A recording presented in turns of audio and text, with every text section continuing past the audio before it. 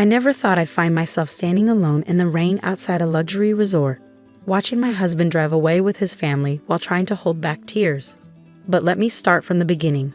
My name is Emma Chin, and this is the story of how my mother-in-law's cruelty led to the most unexpected revelation of my life. Growing up, I learned early that money didn't define a person's worth. My parents owned a small bookstore in a quiet neighborhood of Boston. We weren't rich, but we were happy. They taught me the value of education, hard work, and most importantly, treating everyone with kindness regardless of their status. Those lessons would prove invaluable later in my life, though not in the way I expected. I met James Mitchell during my final year of college. He was charming, ambitious, and seemed different from the entitled rich kids who populated our prestigious university. While I was there on a scholarship, working part-time at the campus library, James came from old money, something I didn't realize until much later. Our romance was like a whirlwind. Coffee dates turned into long walks around campus, study sessions became dinner dates, and before I knew it, we were inseparable. James never made me feel less than him despite our different backgrounds. In fact, he seemed to admire my work ethic and independence. "You're not like other girls, Emma," he would say, his blue eyes twinkling. "You see the world differently." The first crack in our perfect romance appeared when it was time to meet his family. I'll never forget that first dinner at the Mitchell mansion. The moment I walked through those imposing double doors, I felt like I'd entered another world. Victoria Mitchell, my future mother-in-law, stood at the top of the grand staircase like a queen surveying her kingdom. Her perfectly coiffed silver hair and designer dress screamed old money. But it was her eyes that made me shiver. Cold and calculating, they seemed to strip away my carefully chosen outfit and see the bookstore owner's daughter underneath. "So," she said, her voice dripping with fake sweetness, "this is the scholarship student James has been spending time with." That night set the tone for our entire relationship.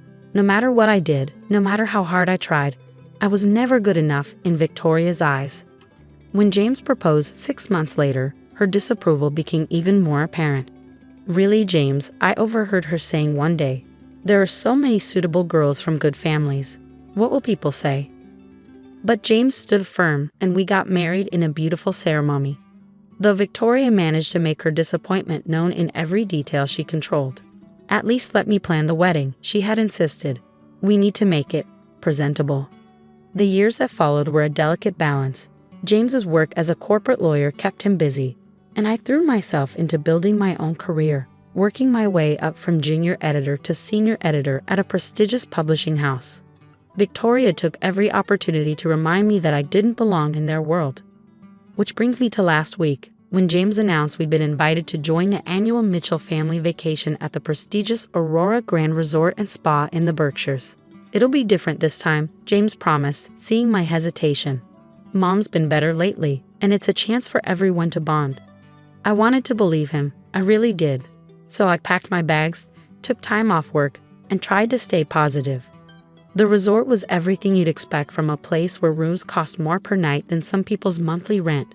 Marble floors, crystal chandeliers, and staff who seemed to materialize out of thin air to cater to every whim. Victoria had booked several luxury suites for the family, herself and James's father Richard, James's sister Patricia and her husband, and one for us. The first day actually went surprisingly well.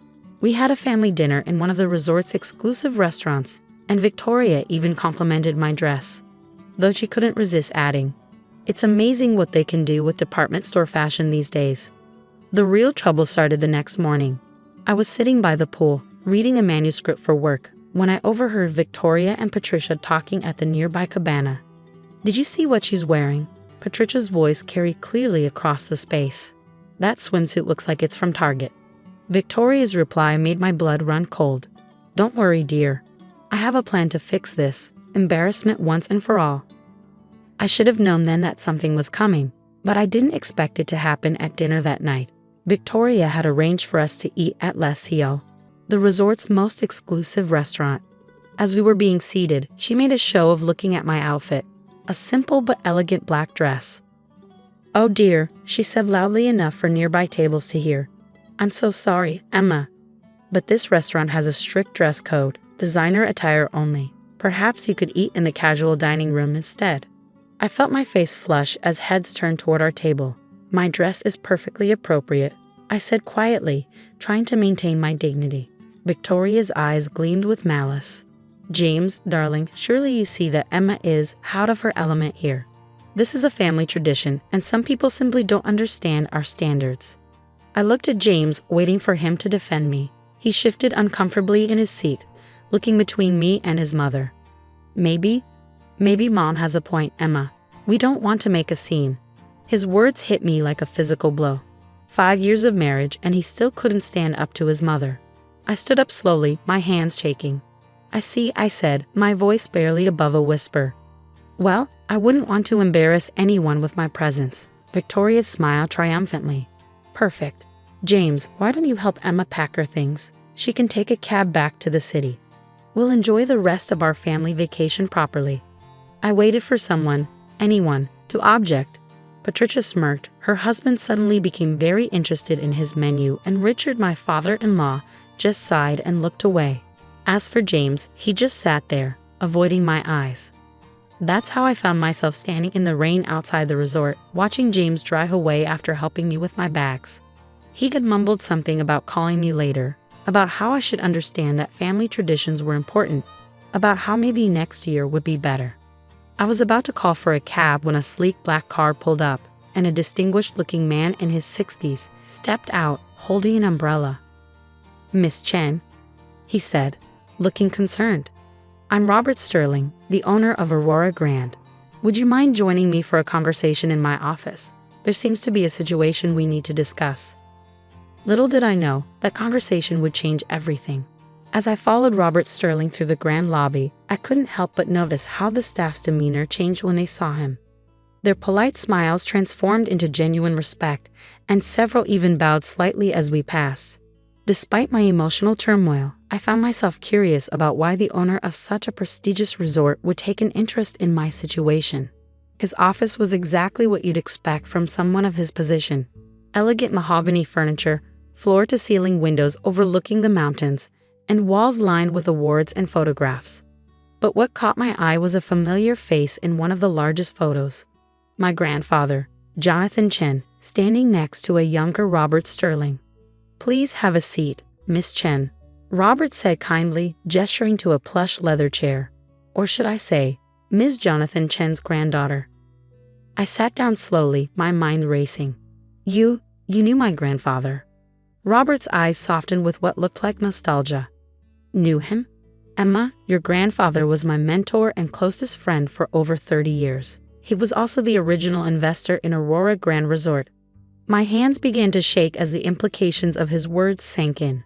Grandfather had passed away 2 years ago, leaving behind a letter that I hadn't been able to bring myself to open yet. His last words to me had been cryptic. When the time is right, you'll understand your legacy. Robert reached into his desk and pulled out a thick folder. I've been waiting for you to visit, Emma. Your grandfather made me promise to explain everything when the moment was right. And after witnessing Mrs. Mitchell's behavior tonight, I believe that time has come. He opened the folder and began laying out documents. Your grandfather didn't just invest in Aurora Grand, he was the majority shareholder. When he passed away, his entire 60% ownership of the resort chain transferred to you. The room seemed to spin. That's impossible. I would have known. Jonathan was very specific about keeping this quiet until you were ready. Robert explained. He wanted you to build your own life, develop your own strength of character without the influence of wealth. And from what I've observed, you've done exactly that. Tears welled up in my eyes as I thought about my grandfather, how he'd always encouraged me to work hard, to stay humble, to judge people by their actions rather than their bank accounts. Even when I was struggling with student loans, he'd insisted I find my own way. There's more, Robert continued, his expression turning serious. The Aurora Grand isn't just one resort. We're a chain of luxury properties across the globe with a current market value of over $3.2 billion. As majority shareholder, you're effectively the owner of the entire enterprise. I sat there in stunned silence, my mother-in-law's cruel words echoing in my mind. All those years of subtle jabs, of being treated like I was beneath them. And I've been worth more than the entire Mitchell family combined. Why tell me now? I managed to ask. Robert's face hardened slightly. Because I've watched Mrs. Mitchell humiliate you in my resort, your resort, and I cannot stand by any longer. Your grandfather built this place on the principles of treating everyone with dignity and respect, regardless of their perceived status. What happened tonight goes against everything we stand for.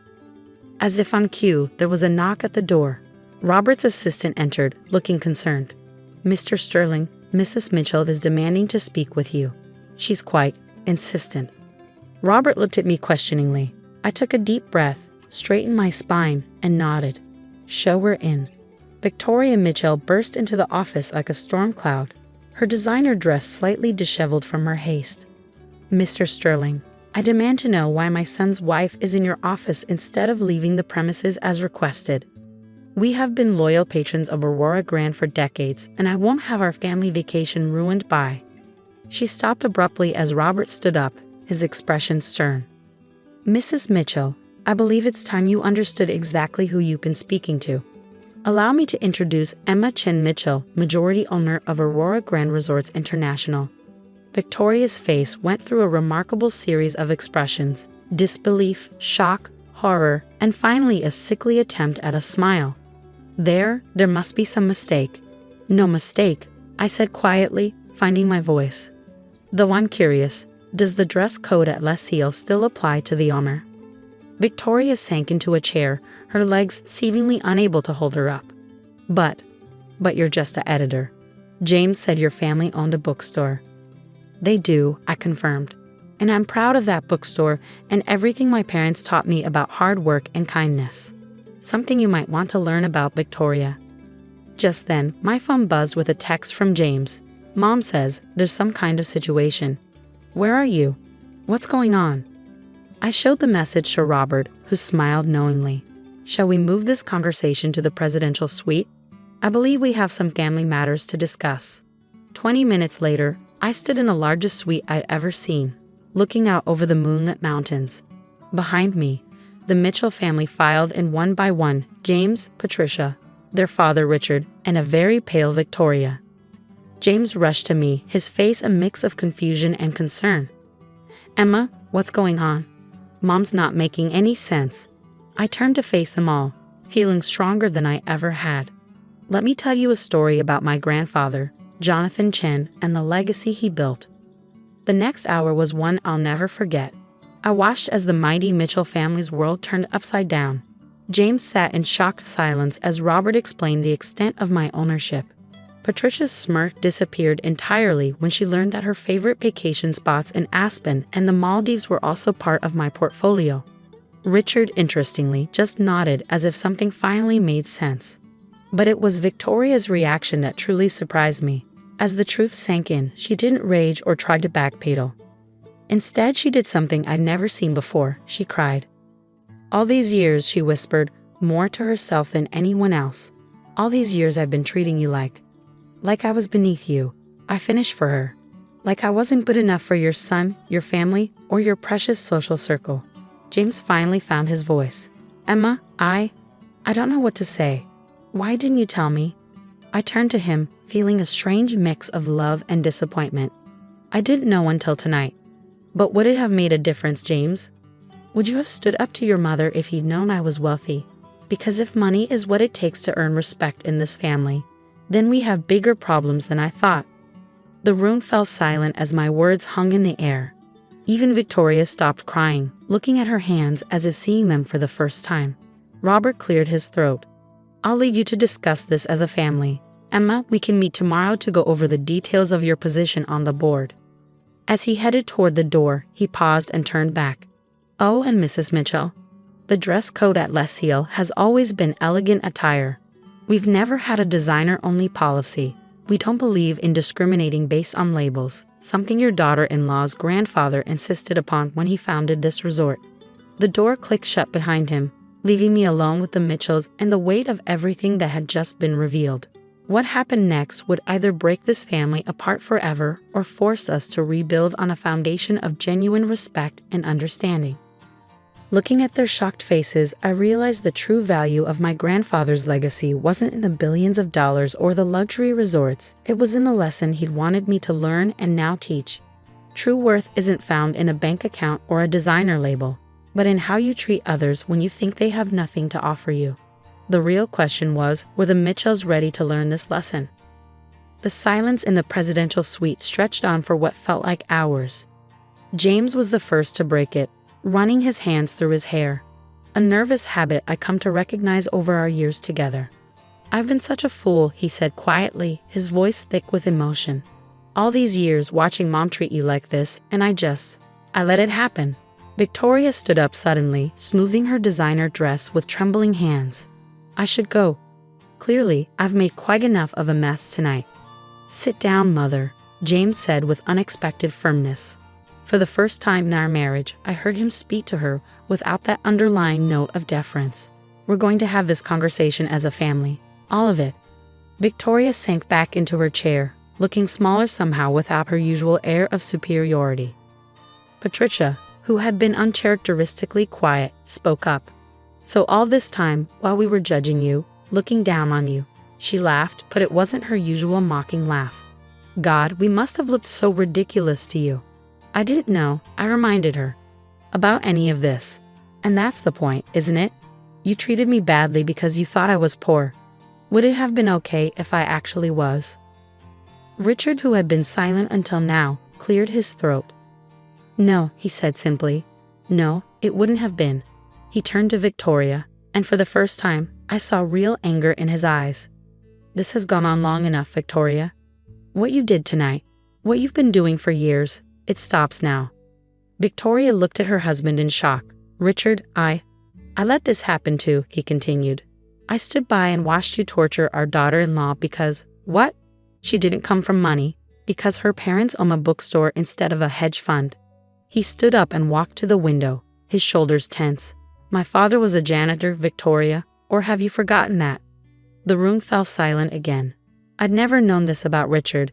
It had never come up in all our family gatherings. Victoria's face went pale. That's different," she stammered. "How?" Richard turned back to face her. "How is it different?" "I worked my way up, built our fortune from nothing, just like Emma's grandfather did. But somewhere along the way, you forgot what it means to value people for who they are, not what they own." James moved to sit beside me on the plush sofa, taking my hand in his. "Emma, I know saying sorry isn't enough. I failed you as a husband. I was so caught up in trying to please Mom, in maintaining family harmony, that I forgot my first duty was to you." I squeezed his hand, feeling tears well up in my eyes.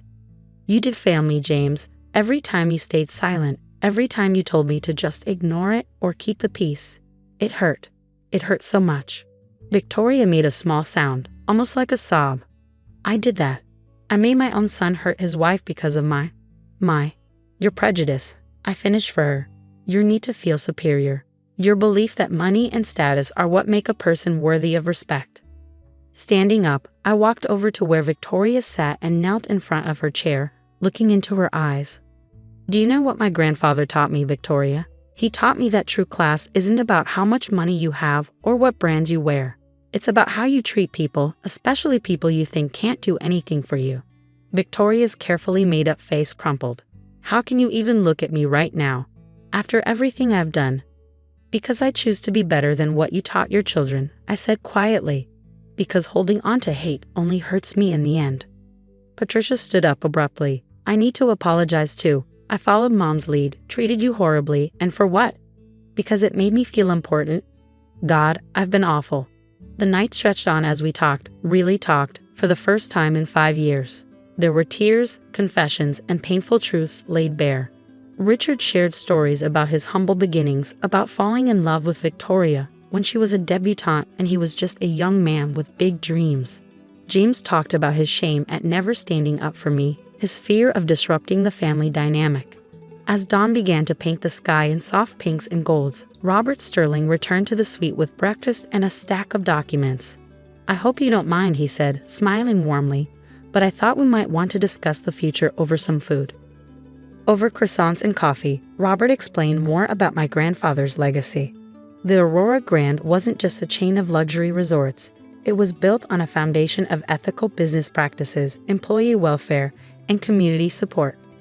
"Your grandfather believed that luxury shouldn't come at the cost of humanity," Robert explained. Every resort has a program to support local communities. We hire locally, provide education and training, and ensure that our success lifts up everyone around us. Victoria listened intently, and I saw something change in her expression. I would like to learn more about these programs, she said softly. Perhaps I could help. It wasn't a complete transformation. Those take time and real effort, but it was a start. In the weeks that followed, many things changed. James and I went through counseling, working to rebuild our marriage on a stronger foundation. He started standing up to his mother more, finding his own voice. Victoria, to everyone's surprise, began volunteering at a local women's shelter, teaching business skills to survivors of domestic violence. Patricia approached me one day with an idea for a literacy program at the resorts, inspired by my parents' bookstore. Maybe we could have little libraries in each resort, she suggested, filled with books from independent bookstores around the world. Richard took a more active role in mentoring young entrepreneurs from disadvantaged backgrounds, sharing his story of rising from poverty to success. As for me, I took my place on the board of Aurora Grand Resorts International, but I also kept my job as an editor. I loved my work, and now I had the platform to help other voices be heard. My grandfather's letter, when I finally opened it, contained just a few lines. My dearest Emma, true wealth isn't in what you own, but in what you give to others. You've always been rich in the ways that matter most. Now use this legacy to help others understand that truth. Love, Grandfather. 1 year later, we gathered again at the Aurora Grand for another family vacation. This time, Victoria insisted on inviting my parents too. Watching my mother teach Victoria how to make her famous apple pie in a sweets kitchen, while my father and Richard discussed books by the fireplace, I felt tears of joy spring to my eyes. James came up behind me, wrapping his arms around my waist. What are you thinking about? I leaned back against him, smiling. About how sometimes the greatest inheritances aren't the ones you can count in dollars. Your grandfather was a wise man, James said softly. He was, I agreed. And you know what the best part is? His legacy isn't just about the money or the resorts. It's about the lesson he taught us all, that true worth comes from how you treat others, not from what you own. Looking around at my transformed family, still imperfect, still learning, but trying to be better, I knew that this was the real treasure my grandfather had left me. The power to change hearts and minds, to help others see that dignity and respect should never depend on the size of someone's bank account. And that, more than any amount of money, was worth everything.